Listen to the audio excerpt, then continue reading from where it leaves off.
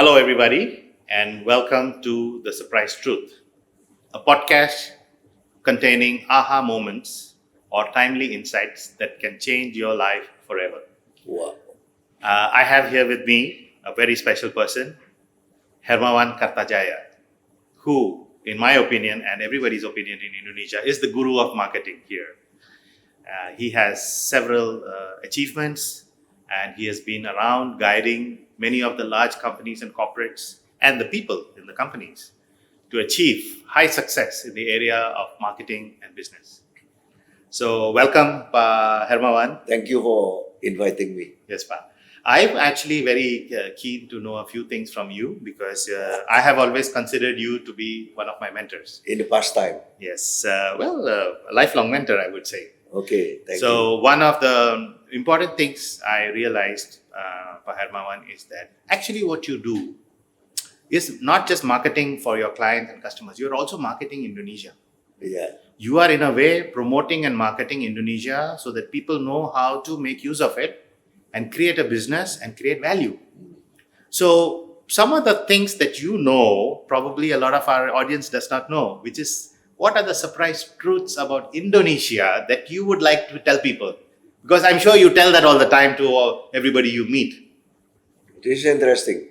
Indonesia is always usually well known as the biggest Muslim populated country in the world. But actually it's not, right? Now we are number 2 after Pakistan. But not only that,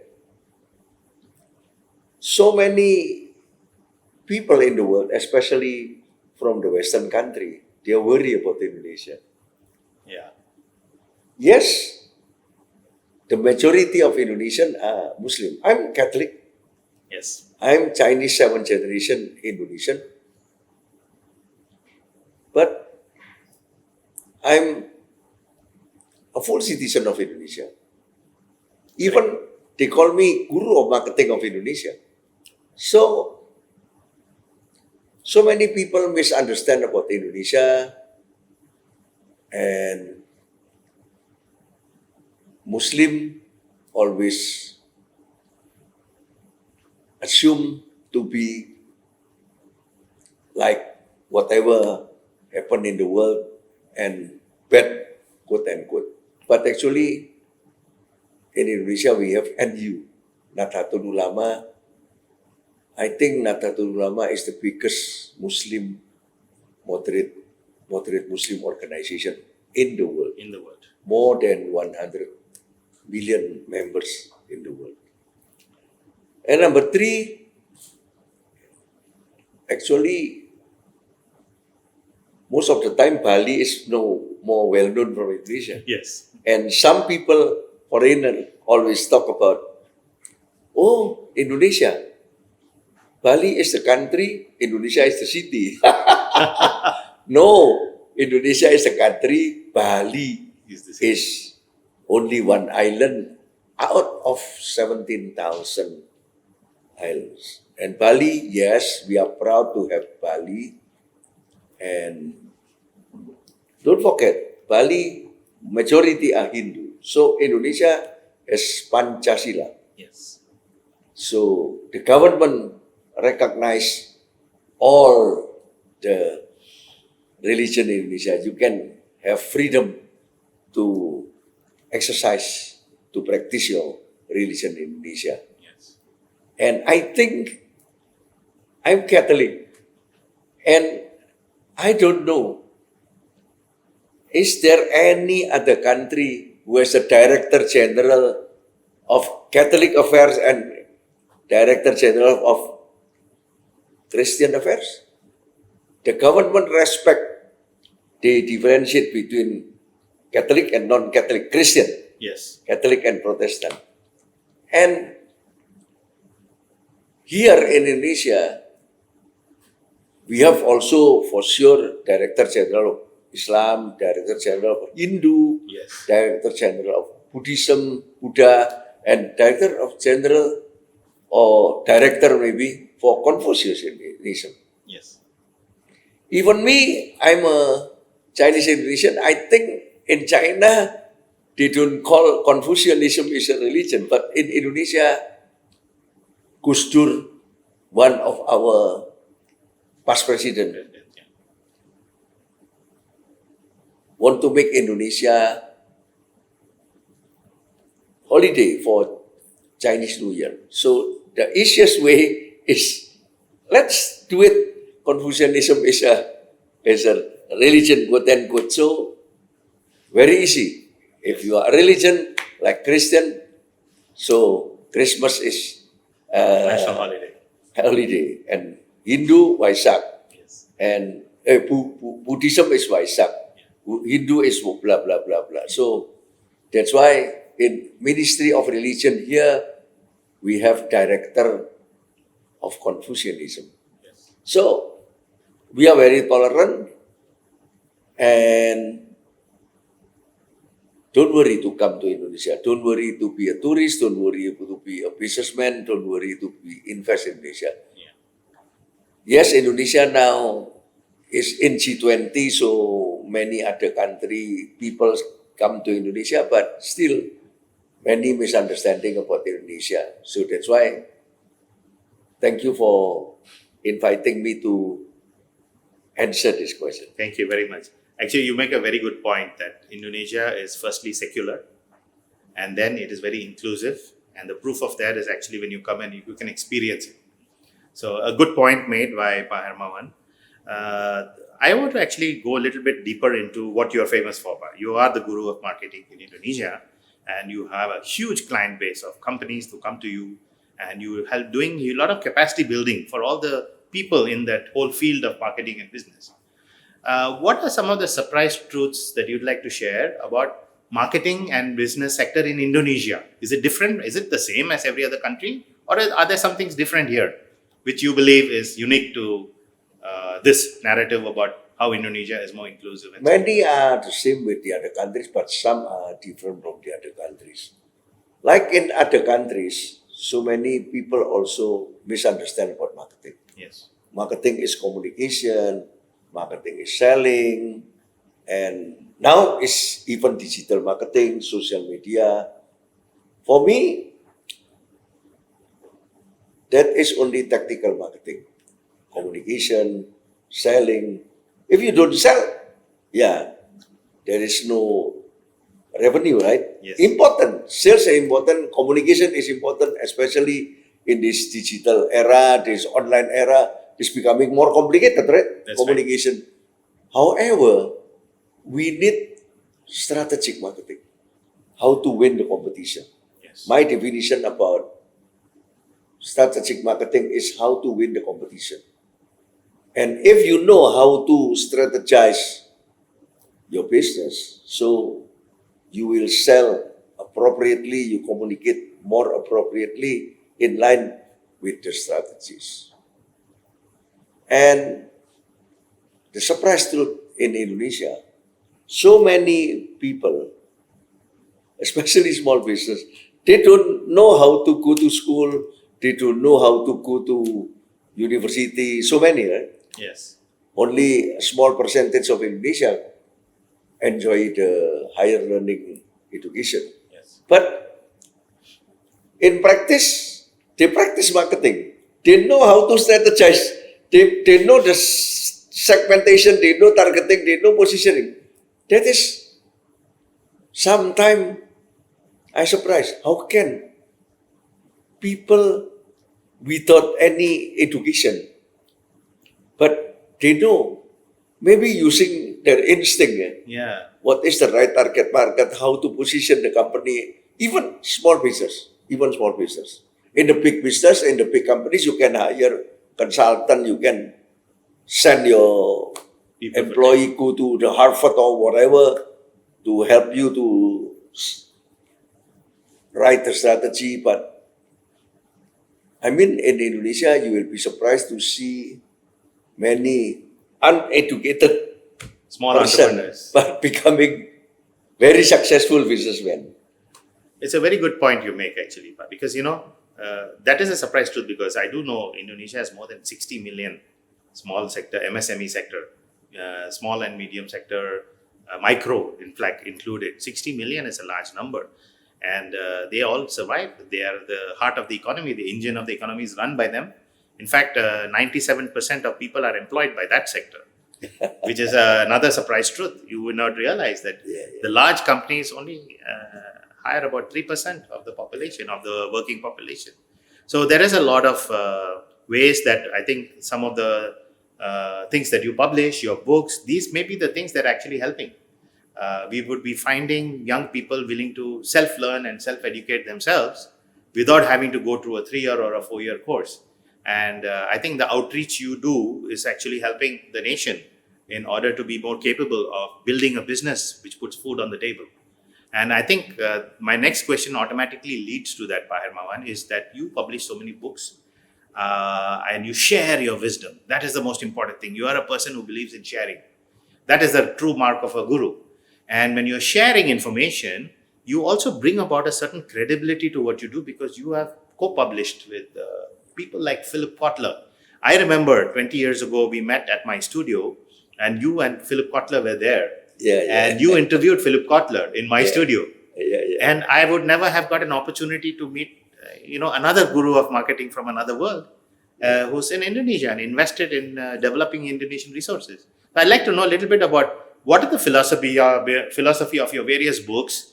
What may be some of the surprise truths that are hidden in those books? And that might encourage our readers to go and look for the books and, read more about what you have to share. Sachin, I'm very lucky to have Professor Philip Kotler, the father of modern marketing from Northwestern Kellogg School of Management, US, to go to your studio at that time. Yes. And thank you for giving me the chance to interview him at your studio. I published 12 international titles with him from 1998 until now is 26 years. So I started working with Philip Kotler in 1998. But my first book, Repositioning Asia, because 1998 is the year of Asian crisis at that time. And I went to Russia as the president of Asia Pacific Marketing Federation, and he was there also for speaking at the World Marketing Conference. It's a little bit surprise to me, World Marketing Conference, but not so many people understand English at that time, 1998. My English is not good, but at least I understand.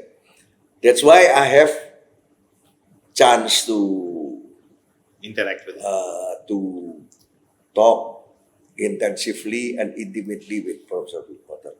And finally, after having a conversation, because I was the speaker and he was the speaker at that time, he knows that I know Asia and he does not know Asia, but he knows marketing. And finally, he found out that my marketing is to make it simple, simplify the complex thing. Okay. And then I talked to him jokingly, so many professors complicate the simple thing. I try to simplify the complex thing from your book, from textbook. Yes. And then from that point, he offered me to co-author book about Asian crisis. Repositioning Asia.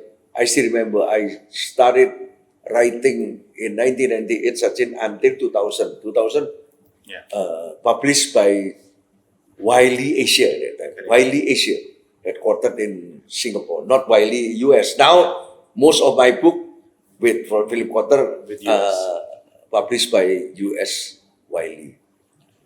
And after repositioning Asia, we continue to work. But Professor Philip Kotler is very smart. He always use my thinking, my concept, because he's the father of modern marketing. His model is textbook oriented, and I'm trade book, Yes. from practical point of view.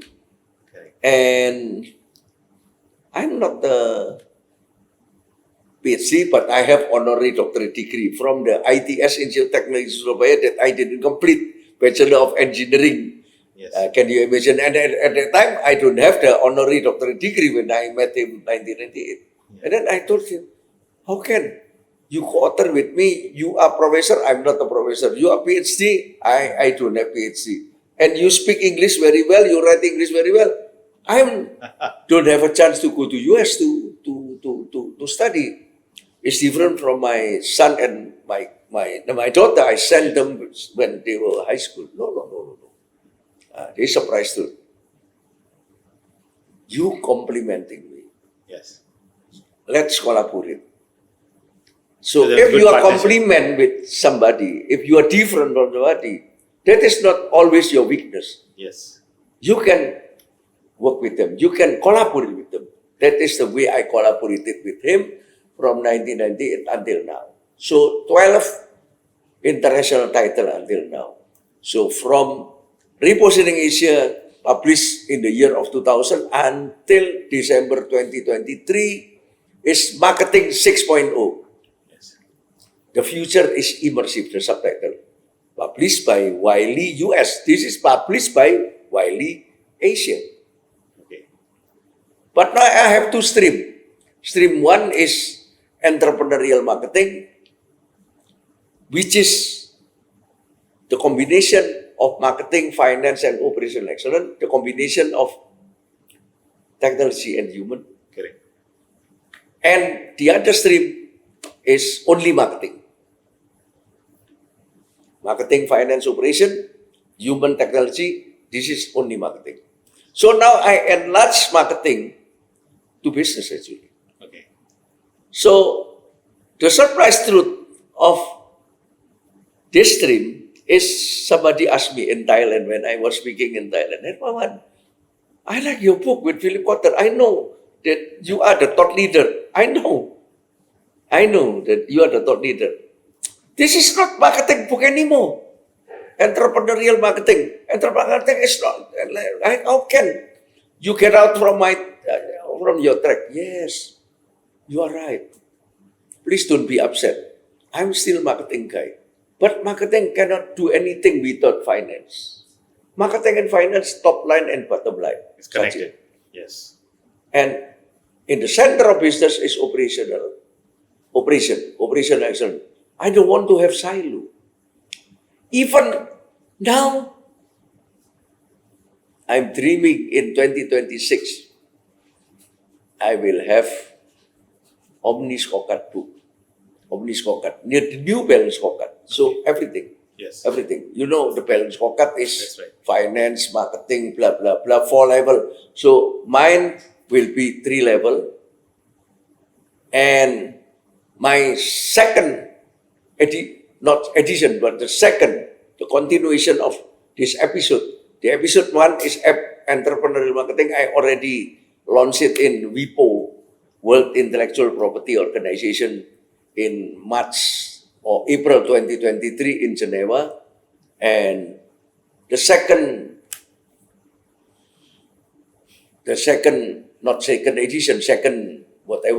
volume or episode will be this year, 13th of August 2024 from US.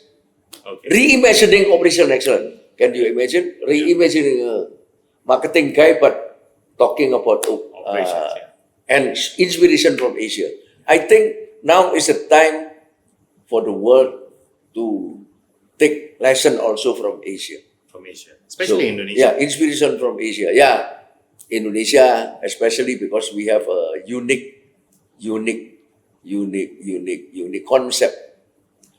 And the other stream is marketing.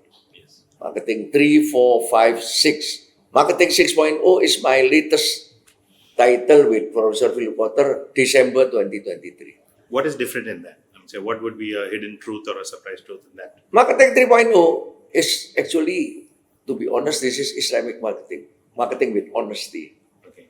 I learned Prophet Muhammad teaching that you have to do business. Life. It's realistic. You have to do business, but do it with honesty. And marketing always perceived to be, you can overpromise, underdeliver, you Yes. can overcommunicate, deliver, blah, blah, blah. So that's why so many misunderstandings about marketing. Marketing is bad, and Yes. health sector like doctor is trained not to believe in marketing. But from marketing 3.0, 14 years ago, Wiley also, I changed the perception that marketing is not there.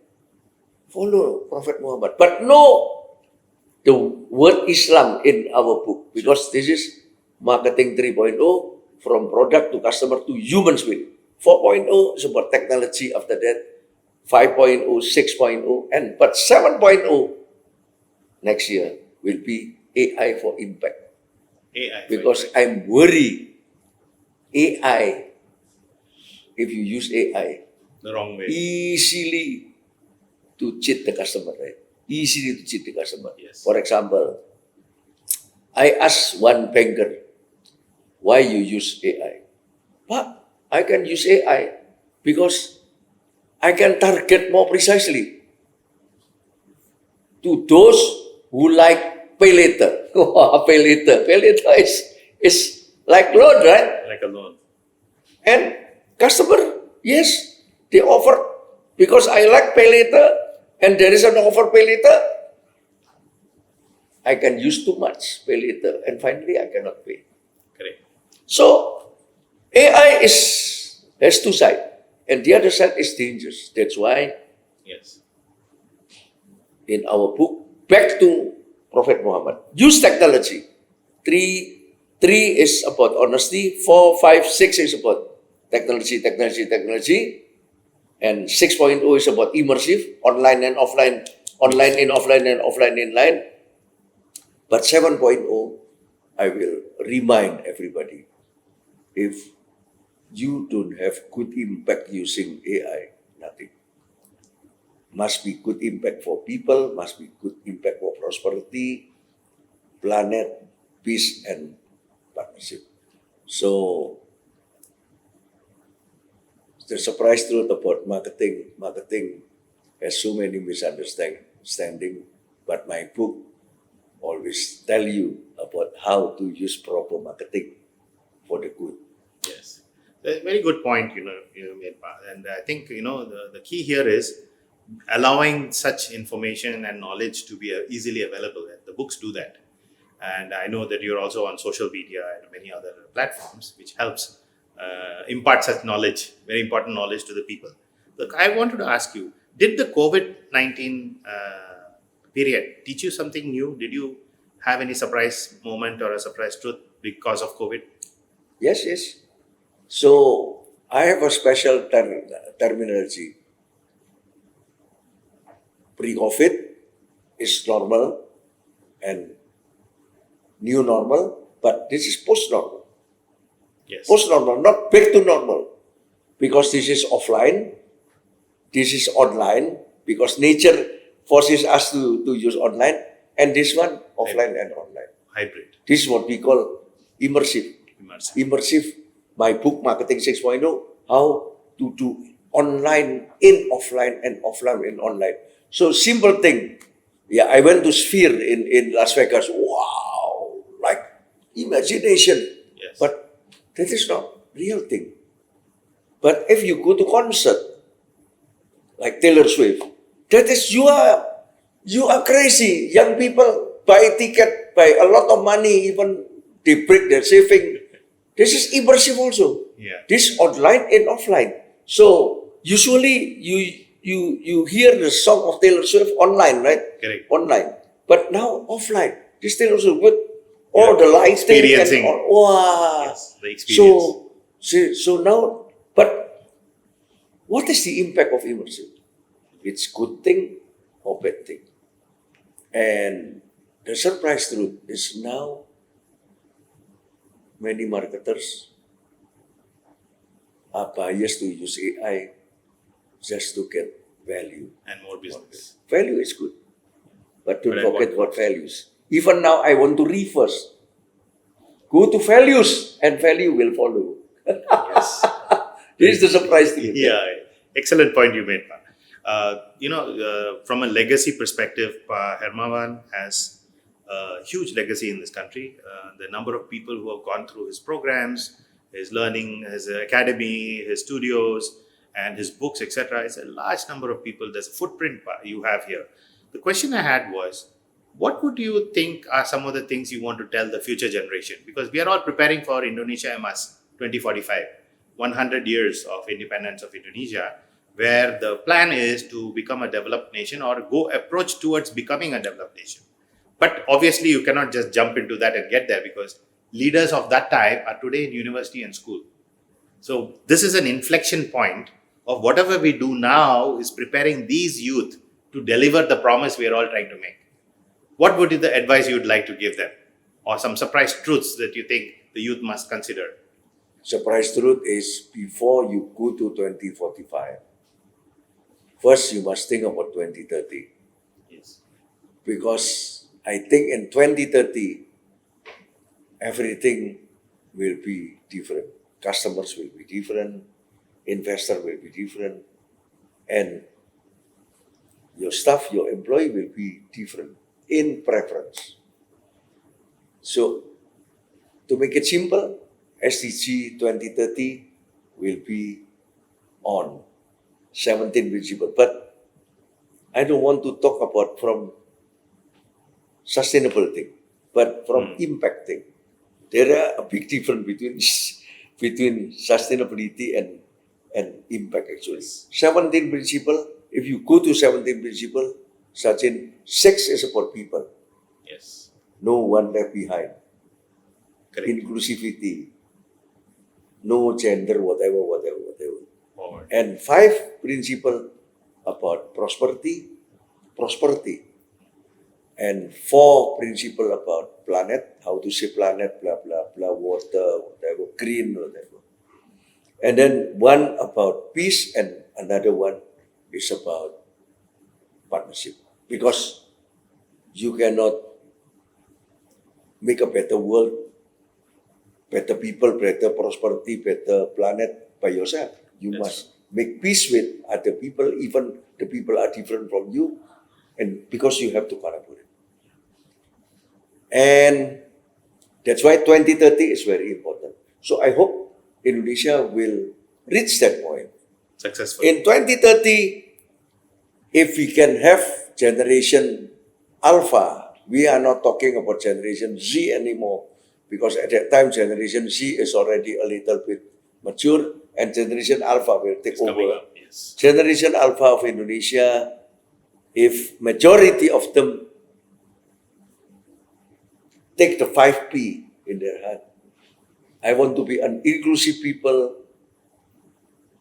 I want to create prosperity, not profit. Prosperity for everything. Yeah. And I want to save the planet by being very careful in using the material and everything.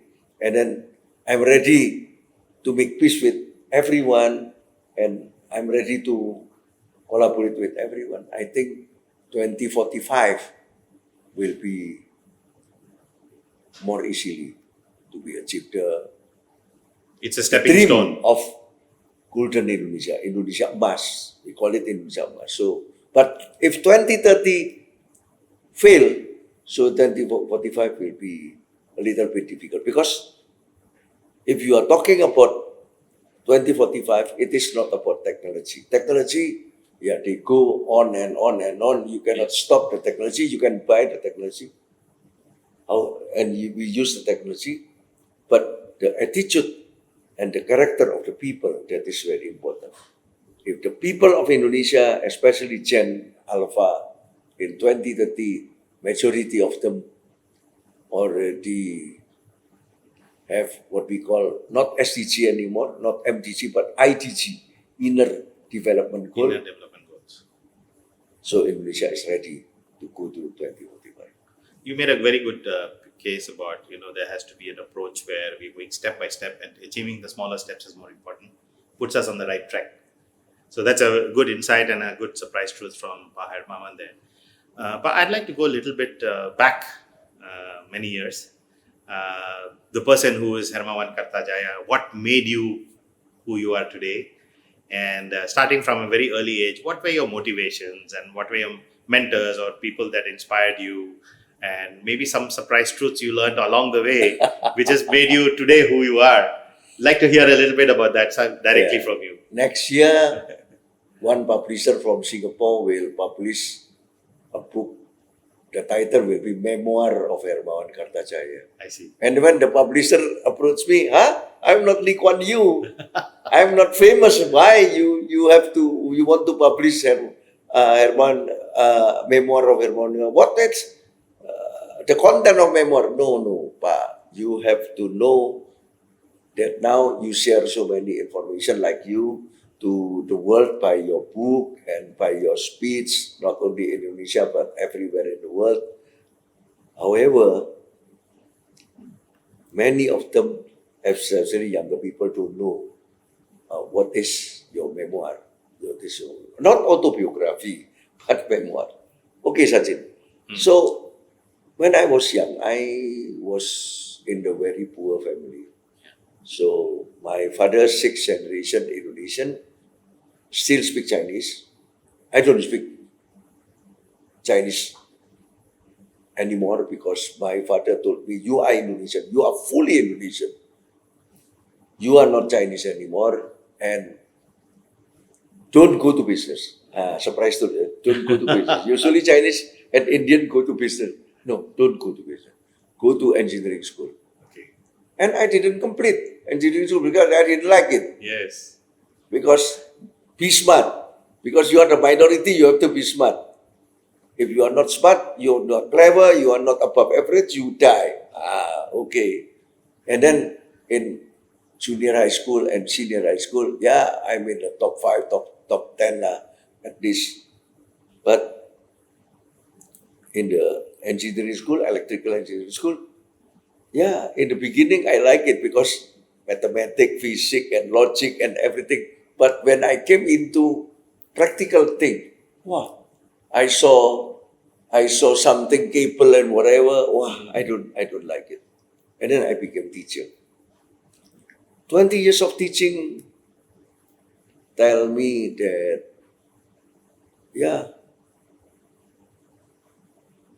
left brain is good, but right brain is better. So it's better to have left brain basic and then you go to right brain. So that is my story. From engineering school, fail in engineering, but I go to marketing. And when I go to marketing, I know that PDB, marketing is positioning, differentiation, branding. Yes. You don't need to be better, you don't need to be the best, you just need to be different. Yes. That has been your I mantra. never claim that I'm the smartest guy in the country in marketing, but I'm different. You're different. Just like what I told Philip Kotler. I simplify the complex thing, and many professors, not you, complicate the simple thing. So that is my differentiation. And then he is more interested to work with me. Correct. So, show your differentiation. That is my differentiation. I'm poor. I work hard, but my father told me, don't be a businessman. So I became teacher 20 years, and then I worked for my ex-student, high school student, in 5 years, two companies, and then I started Marketplace. Yes. Because this is in line with what you want to do. Teaching. Yes. Sharing. And then... So did you have a special moment which made you realize that you want to have your Marketplace? Because, Or was it very early in the... No. When I was teaching, I saw my student. There are 3 types of students. First student is if the father is physician or engineer, smart, professional, successful, the student want to get A, 10 out of 10, smart. And the second student, they want to be a public servant because the father is public servant. Correct. But the third type of student, they are kids of businessmen. They don't need 9 or 10 or 7 or 8, just 5 or 6, as long as they can go to another higher grade, 10 years later, they are the rich people. So I can, wow. So I have to do my own business. But what business? Teaching, Teaching. knowledge. So it came So if you naturally see to you. Mark Plus now, 1990 until now, 24 years, we are the pioneer of marketing, consulting, and training and whatever in Indonesia. And now, after 34 years, not 24, 34 years, I'm still in that business. And this is about sharing the knowledge. Right? Absolutely. So, my philosophy is learn things, share. yes. Because Professor Philip Kotler told me, Hermawan, if you want to be teacher all the time, you have to learn. Don't teach. Learn. Learn. And then think. You connect the dot, right? And then share. You cannot share without learn.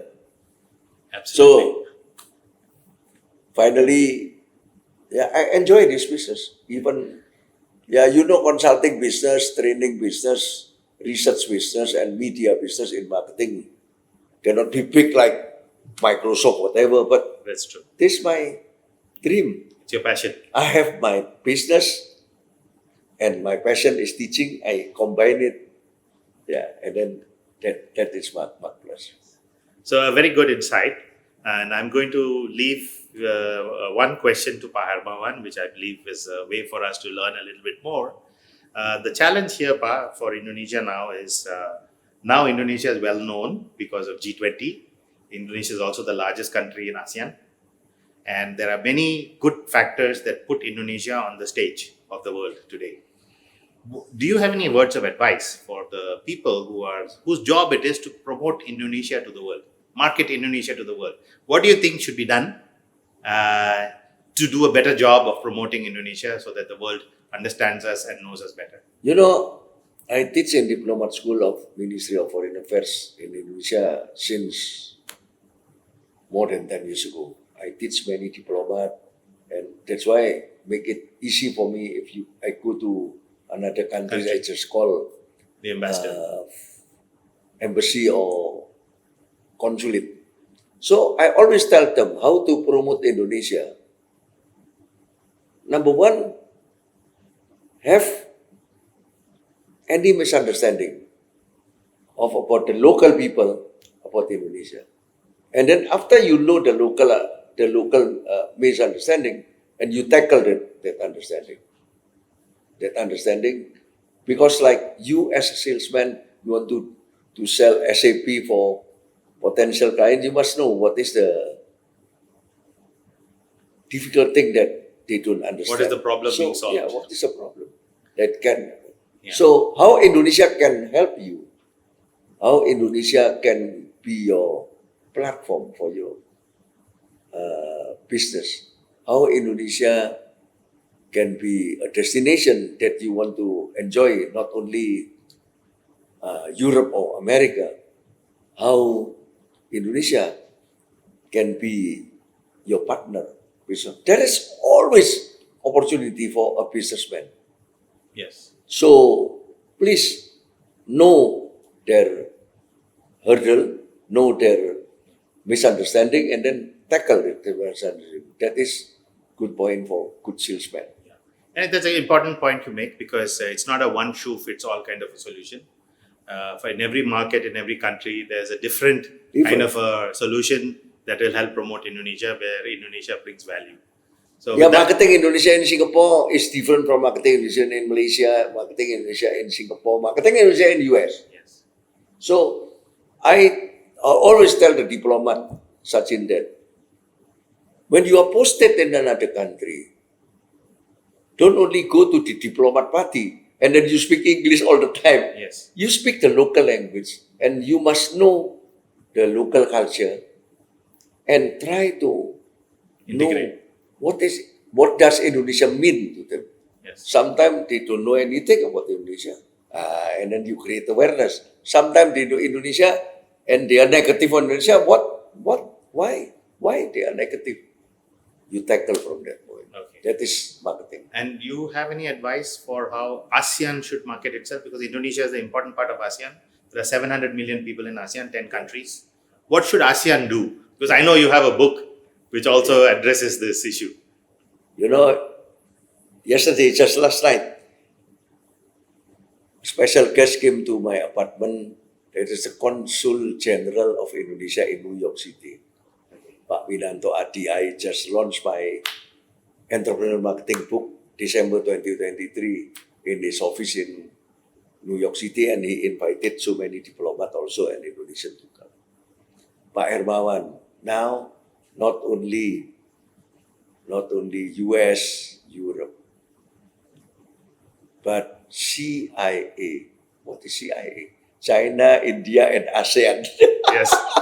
ASEAN is very important because ASEAN, China needs ASEAN, India needs ASEAN, and if CIA collaborate together, we will be stronger. So, sell ASEAN, CIA, because China and India will be very easier to sell China and India, right? And ASEAN, China and India cannot do anything without ASEAN. It's a connector. Yeah, the connector in ASEAN. And many Indian and Chinese meet in ASEAN and they married. Yes, that's true. So the easiest thing to sell ASEAN. So that's a good point, and I think the takeaway from here, this whole episode of Surprise Truths, is we learned very many new things from Pa Hermawan. I hope that some of the things that you see here, you heard here today, will inspire you and will change the outcomes of what you plan to do, which is part of your passion. Inspiring episodes like with Pa Hermawan are something we always look forward to, and we hope that the Surprise Truth episode here will add value to whatever you're doing. Thank you, Pa Hermawan, for being with us, and look forward to more conversations with you. Terima kasih. Yes.